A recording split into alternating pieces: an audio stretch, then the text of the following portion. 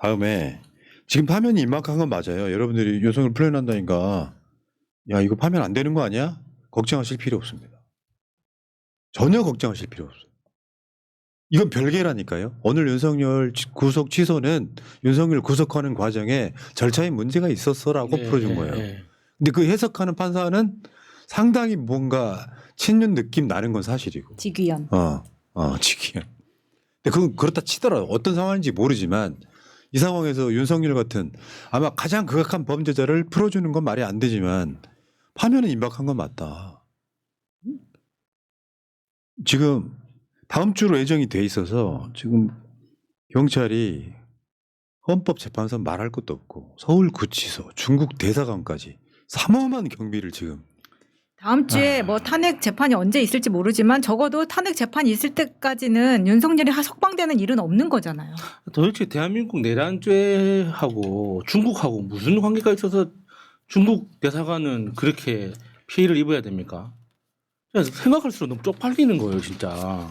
아니 저 윤석열 석방시키는 판사가 이름이 지기현이어서 너 중국인인지 했다고 계속 때렸다는 거잖아. 지 씨는 원래 한국 사람 아니에요? 아니 중국에서 온 성씨가 있긴 한데요. 그런 거지 뭐. 사실 이렇게 어떤 결과적으로만 보면 지금 윤석열이 내란을 일으키고 국민들이 수습해 나가는 이 과정은 굉장히 자랑스러운 거예요. 대한민국 전 세계 어떤 정치 역사를 다시 쓸 만큼 대한민국을 중심으로 다시 기술해야 될 정도로 굉장히 자랑스러운 과정을 우리가 진행하고 있는데 이 과정에서 중국을 중심으로 하는 그 음모론 있죠. 이것 때문에 자꾸 중국이 거론되는 것 자체가 너무 부끄러운 거예요. 도대체 우리는 이런 이웃 나라하고 왜 잘 지내면 안 되는 거예요? 왜 이게 북한하고도 꼭 싸워야 되고 중국하고도 꼭 싸워야지 우리가 뭐 잘 살 수 있는 겁니까? 그 사람들의 사고방식이 진짜 이거 어떻게 이해하는 방법은 있긴 하던데 그렇게 이해해주기는 싫더라고. 그러니까 밥그릇 싸움인 거예요. 뭔가 그 가상의 적을 만들어야 되는데 그 적에 중국을 끼워 맞추는 상황인 거죠. 말대로 성조기는 흔들어야 되는데 메이드 인 차이나 성조기 흔들어야 되는 거예요. 근데 자기들도 다 알걸요? 중국 없으면 못 산다는 거? 캡틴 아메리카 코스튬을 해도 중국산을 입어야지. 그 대한민국에는 제가 계속 말씀드려오지만 디폴트 값으로 그런 사람들이 있다니까요. 대한민국 인구의 1% 몇 명입니까? 50만 명이에요. 50만 명. 제가 항상 말씀드리잖아요. 3%는 기본 디폴트 값으로 있다고. 3%면 150만 명이에요. 와. 그 150만 명이 거리로 쏟아지면 전체 국민처럼 보이는 거예요. 근데 이제 이거는 희망을 꺾는 말인지 모르겠지만 그런 그 숫자는 자연 감소분만큼 자연 증가합니다. 네. 이거 사라지지 않으니까 각오를 해야 되는 거예요. 그리고 골 때린 게 이거야. 사실 중국을 통해서 우리가 사실 선진국 도약하는데 큰 도움 받았거든. 한국 수출 수입의 4분의 1을 중국과 했거든요. 근데 아까 지기현? 예. 중국 사람. 야, 중국. 시진핑이 한자로 쓰면 습근평이에요. 예. 중국말로 읽으면 시진핑이지만 습근평이란 말이야. 그러면 우리가 이건 중국성이다 볼 수 있잖아. 뭐 아무나 갖다 때려박고 나준아 씨도 원래 중국에서 왔다며요. 나경원이 넘어가시고. 자, 그다음 어디까지 얘기했더라? 아무튼 그렇고요. 여기 등장한 인물 하나 황교안이요. 그러니까 이런 게 있어. 여러분 막 국무총리를 지냈네. 무슨 뭐 대통령 권한대행을 지냈네. 법무부 장관을 지냈네. 해봐야 모자란 애들은 그냥 모자란 거예요.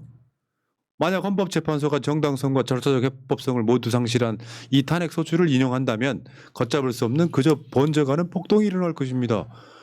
다른 사람도 아니고요. 대통령 권한대행까지 지낸 자가 이런 식으로 내란 선동하고 있잖아요. 이게 제2의 내란이 아니고 뭡니까? 그렇죠. 헌법기관에 대해서 협박을 하고 있잖아요. 저건 빼박이에요. 저건 네. 처벌 받아야 됩니다. 저런 건 표현의 자유가 아닙니다. 폭력을 조장하고 대한민국의 어떤 기본적인 국가 정체성에 대해서 공격하는 건 표현의 자유라고 인정할 수가 없는 거예요. 저는 오늘 이런 석방, 구속 취소 이런 결론이 오늘 나온 것도 연관이 있다고 생각이 드는 거예요. 뭐요? 장 끝나기 전에 2시에 발표한 것도 그렇고 주말에 지금 대형 집회들이 계속 있는데 금요일에 이렇게 발표를 해서 더 지금 분란을 만들도록 더 이렇게 끌어오르게 하고 있는 거 아닌가라는 생각이 듭니다. 이 화력으로 다음 주 탄핵 집회까지 니네한테 좀 부탁한다 이런 메시지를 뭐 계속 그런 보내는 거예요? 거죠. 뭐 해석은 자유니까요. 감사합니다. 자, 이재민 대표가 또 한 번 못을 박았습니다. 역사에 죄를 짓지 마십시오. 대한민국은 역사에 남을 평화혁명을 왕수한 위대한 대한 국민 보유 국가입니다. 어떠한 폭력도 정의를 죽이지 못합니다. 대한민국의 민도는 폭력에 좌우될 그런 수준이 아닙니다. 마틴 루터 킹은 폭력은 일시적 결과를 가져올 수 있어도 영구적 평화를 가져오지 못한다. 단지 새로운 더 복잡한 문제들을 만들어낼 뿐이라고 말합니다. 의견이 있으면 설득하십시오. 마음을 움직이십시오. 그것이 민주공화국의 원리이자 원칙입니다. 네. 역사에 죄를 짓지 말라 이런 거고요. 빨리 끝내야 된다니까. 윤석열 석방이 만약에 된다고 하면은 헌재 입장에서는 오히려 파면을 더 빨리 결정해야 될 상황이 올지도 모릅니다. 특히 지금 저는 국민의힘 국회의원들 있잖아요. 딱 하루만이라도 어떤 TV나 유튜브나 핸드폰 다 끊고 어디 조용한 데 들어가서 딱 하루만이라도 좀 곰곰이 생각 좀 해봤으면 좋겠어요. 자기들이 지금 무슨 짓을 하고 있는 건지. 그러니까 어떤 정치적인 유불리 때문에 극우 세력의 지지가 필요하다는 것까지는 인정합니다. 근데 그 인정하는 방법 자체가 이런 식으로 윤석열을 옹호하고 헌법을 배신하면서까지 해야 되는 일이냐고. 근데 사실은 그거 아니에요. 국민의힘도 탄핵될 걸 알고 있습니다. 저 표정 한번 볼까요? 윤석열은 뒷전, 청년 만나고 개헌 부채질, 국힘은 조기 대선 모두 되게 즐거워하고 있잖아요. 즐거워하고 있잖아요. 저 표정 해맑아 아주. 어차피 윤석열을 탄핵될 거니까 쇼만 하고 우리끼리는 대선 준비나 하자. 요 표정이잖아요. 근데 저희들이 저렇게 이제 표정이 해맑을 수밖에 없는 게 저렇게 만나는 청년들이 다 지가 아는 애들이거든. 그러니까 저 자리에서 만난 게 저게 아마 그걸 겁니다. 무슨 뭐 국민연금 개혁 청년 뭐 연대인가 뭐 거기서 그쪽하고 토론회 자리일 텐데 그쪽 청년들이 이제 손현보 쪽 라인입니다. 그러니까 권성동도 익숙하고 오세훈도 잘 아는 사람들인 거지. 자, 그리고 국민의힘 대변인 만약에 탄핵이 인용되면 일정이 있을 것이다. 기초적 단계에 실무적 팀이야 없을 수 없다 이러면서 준비하고 있다는 거예요. 사실은 다 준비하고 있다. 아버지 아직 돌아가시지 않았는데 이미 이제 누가 염을 할 것이며 장의사까지 이제 다 예약해놨다. 유사는 어떻게 하고. 그렇죠. 네. 자, 여러분 일시적으로 덜컹거리는 거에 너무 일희일비하지 마세요. 대세는 지장 없으니까. JTBC 단독 보면요 이런 게 있어요. 김용현이가 숭악한 놈들이야. 우리가 그다음 한번 보여줘봐요. 김용현이가 검찰에서 한 진술이 있죠. 내일 감사원장 및 검사 3명 계획대로 탄핵하면 도 넘은 것이니 더 이상 보고 넘길 수 없다 하셨다. 넘길 수 없다라고 한 사람이 윤석열이에요. 저 2일이라는 건 12월 2일. 12월 2일이에요. 그리고 다음 날 계엄이 선포되는 거예요. 그러니까 감사원장 최세희는 내가 봤을 때 관심이 없어 보이고 그러니까 김건희 주가조작 사건을 무혐의 처분해진 검사들 저번에 탄핵했잖아요. 예. 중앙지검장하고 그 밑에 검사들. 요거 이제 빠기 친 거야. 그러면 우리가 대충 추정하기에 저거 누가 경로했겠어요? 김건희입니다. 그렇죠. 오빠 가만히 있을 거야? 아니 저 검사들까지 저 검사놈들 있잖아. 자기가 불러가지고 저 핸드폰까지 뺏어가지고 대충 조사받고 했던 그러니까 딱 그런 거지. 한번 불러봐요. 나를 위해 뭘까지 해줄 수 있어? 그럼 내가 계엄해버릴까? 이런 거야 지금 상황이. 그러니까 바로 용현이한테 전화해가지고 야 군대 몇 명까지 동원 가능하니? 막 물어보고. 참. 자, 그다음에 한번 볼게요. 그러니까 윤석열이 그랬다는 거고요. 그러니까 김용현이가 자기 부하라고 표현하면 안 되고 여러분 옆에 양재용이라고 있잖아요. 네. 이 사람이 국회에 파견 나가 있는 준장이에요.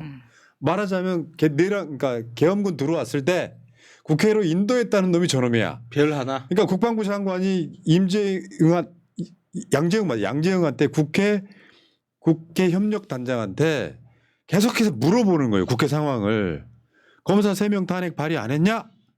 12월 2일 본회의 시의 상정 예정입니다. 12월 2일 날이요. 저 뭘 했냐면 본회의를 통과시킨 게 아니고 탄핵을 하려면 본회의 보고부터 하는 거예요. 예. 보고한 그날이야. 검사 3명은 폐악질. 이거 윤석열이 했다는 얘기고. 내일 계획대로 탄핵하면 더 이상 넘길 수 없다라고 김용현한테 전화를 하니까 김용현이가 계속해서 물어봤다는 거고요. 그다음에 윤 정부 이후 출범 이후에 야당의 탄핵만 18번이야 그러면서 자기들 나름대로는 명분을 쌓아가는 거고. 이 링크를 주는 거죠. 양 단장한테. 네. 이 시간을 보세요. 새벽 5시 58분부터 얘를 족치기 시작하는 겁니다. 가슴 떨렸네. 네. 이거 지금 사실이냐 계속 팩트 체크를 묻는 거예요. 그리고 6시 46분에 다시 한번 야 사실 확인됐어? 아직 안 됐습니다. 그 다음 보시면 8시 38분에 다시 한번 또 묻습니다. 아직도 파악이 안 됐느냐? 거의 파악됐으니 금방 보고 드리겠습니다. 그리고 3분이 지난 후 윤 정부 출범 이후에 탄핵 시도가 총 22번 있었고 11번의 탄핵 시도가 있었습니다. 이렇게 말을 한 거예요. 그랬더니 그래 가자 하고 간 겁니다. 아, 저 말이 그대로 윤석열이 그 계엄 선포할 때 그대로 나오는 거예요. 그러니까 오빠 저거 그냥 둘 거야? 그거 아니에요. 와 이거 사랑도 아니고 내가 보기엔 가스라이팅 잡혀 있는 그런 느낌인데. 그러니까 민주당 입장에서는 야당 입장에서는 야, 웬만해야 참지. 그러지 않았으면 이렇게 탄핵을 하면 민주당이 좋을 것도 없어요. 네, 그렇죠. 근데 우리 집회 구호 중에 그런 거 있었잖아요. 웬만해야 집에 있지. 그랑 똑같은 겁니다. 그래서 이렇게 해서 탄핵을 했는데 거기에 대해서는 무조건 야당 책임으로 탄핵을 이렇게 했으니 우리는 계엄 간다. 이런 논리를 만들어낸 거예요. 야, 아 이거 어떻게 표현이 잘 안 돼. 모자란 애 하나가 뭐라 자꾸 바람 집어넣으면요 막 이상한 괴물로 변하고 딱 그런 느낌이네요. 그러니까 약간 소름 끼친다 그럴까? 여러 가지 이유가 있겠지. 막 명태균 의원 뭐 저 증거가 막 나오기도 있었는데 이거 저렇게 몰리는데 여러 가지로 몰린 거죠. 그러니까 이제 몰린다는 게 그러니까 김건희를 지켜야 된다, 저 검사들을 보호해야 된다, 뭐 이런 게 아니라 김건희 눈치를 봤다는 거잖아요. 전체적인 맥락은 그거밖에 안 되는 거예요. 그러니까 지금 뭐 이게 계엄을 한다고 해서 김건희의 뭐 죄가 사라지는 것도 아니고, 그러니까 그 계엄에 성공했을 경우에만 자기들이 원하는 모든 걸 할 수 있는 거잖아요. 그러니까 이때 보면은 윤석열이 굉장히 자신감이 차 있잖아요. 그러니까 야 내가 이럴 줄 알고 야 2년 전부터 내가 준비해 왔잖아. 뭐 지금 원해? 어디 전화해서 1000명은 되나? 이거 한 거예요. 봐, 내가 다 지금 다 준비해놨어. 걱정하지 마. 그 김성훈의 그 통선 이벤트를 보고 난 더 큰 걸 나 줄 수 없다. 나는 더 큰 거. 우리 건희한테 야 이거 신박한데 경쟁심이. 나 지면 안 돼. 아 그거였구나. 안방은 내가 지켜야 돼. 처음 알았어요. 그거였구나. 그 풍선 이벤트에 네. 자극받아가지고. 네. 그렇지. 권력 가진 놈은 다 해줄 수 있지. 네. 거시기만 빼고. 그렇잖아요. 그러니까 그 권력자와 가장 가까운 사람이 두 번째 권력자라고 하잖아요. 권력의 속성이. 그러니까 자기가 세 번째라는 게 느껴지니까 얼마나 불안했겠습니까? 명태균이 한 말이 있잖아요. 윤석열이가 지방 가면 나는 지 아들한테 간다. 아, 참 진짜 우리가 웃고 이야기하는데요. 진짜 미친 정권. 그러니까 다른 걸 떠나서 하도 입 아프게 지금 윤석열이 내란 일으킨 지가 100일 돼가거든요. 100일 돼가 네. 3달이 넘어서 이 과정에 너무 많은 이야기를 해가지고 여러분들 다 윤석열 파면될 거는 100% 의심치 않겠지만 그 과정에서 윤석열이 처음에 그 공수처가 관저 못 들어가고 물러나올 때 욕했던 것처럼 네. 간혹은 이렇게 좀 튈 때가 있잖아요.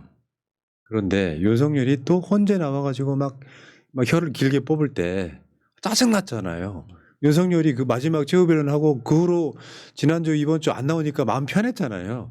가끔씩 여러분 경각심 불러일으키라고 마치 윤석열 파면이 끝나기라도 한 것처럼 일상으로 돌아가신 분들한테 아니야 재패장으로 다시 와 이렇게 만들고 있는 거예요 지금. 진짜 그 진상들 중에서도 끝까지 괴롭히는 진상이 있잖아요. 그 공포 영화에서도 그 나쁜 놈 죽인 줄 알았는데 마지막에 한 번 더 벌떡 일어나지 않습니까? 그러니까 윤석열이 딱 그런 짓을 하고 있는 것 같아요. 이제 여기까지 했으면 되지 않았을까?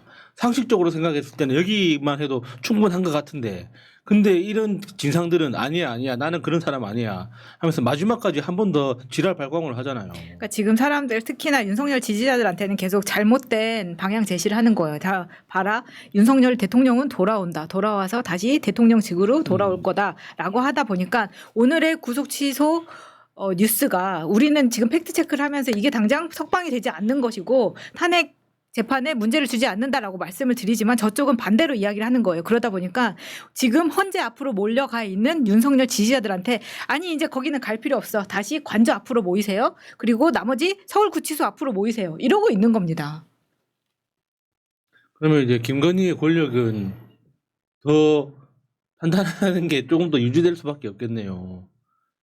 이번 김건희는- 주말 네, 정도? 이번 주말까지는 늦게 길게 보면은 다음 주 주말까지는 김건희가 아직까지 그 대통령 관저 내에서의 어떤 권한을 계속 부릴 수 있는 시간은 남아 있겠네요.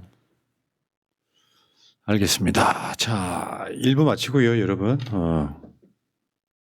이따가 제가 부탁하는 말씀 좀 드려볼게요. 이따가 2부에 김선민 조국혁신당 권한대행 인터뷰가 있어요. 근데 지금 우리가 힘을 합쳐야 되거든요. 힘을 합쳐야 되는데 아마 논란 사항 중에 하나가 오픈 프라이머리가 있을 거예요. 이런 측면이 있죠. 요식행위로 어떤 대선 후보를 거치는 과정이 아니라 전제가 뭐냐면 쉽게 표현해서 야 5당 단일 후보 만들자는 거예요. 여기에서 후보가 될 사람은 뻔히 정해져 있잖아요. 그렇죠. 형식을 모두 힘을 모으는 형식을 갖추자. 저는 이재명 대표도 긍정적인 걸로 알고 있는데 그냥 조국 혁신당이 솔직히 말씀드리면 대선 후보로 나올 만한 분도 사실 없습니다. 조국 대표님 감옥에 들어가 있고 이런 부분들은 약간 품어주실 필요가 있다고 생각이 들고 다만 기술적으로 힘들 수 있어요. 민주당 당원의 크기라는 것도 있고 그런 부분을 여러분들이 감안해서 인터뷰 봐주시기 바라겠습니다. 자.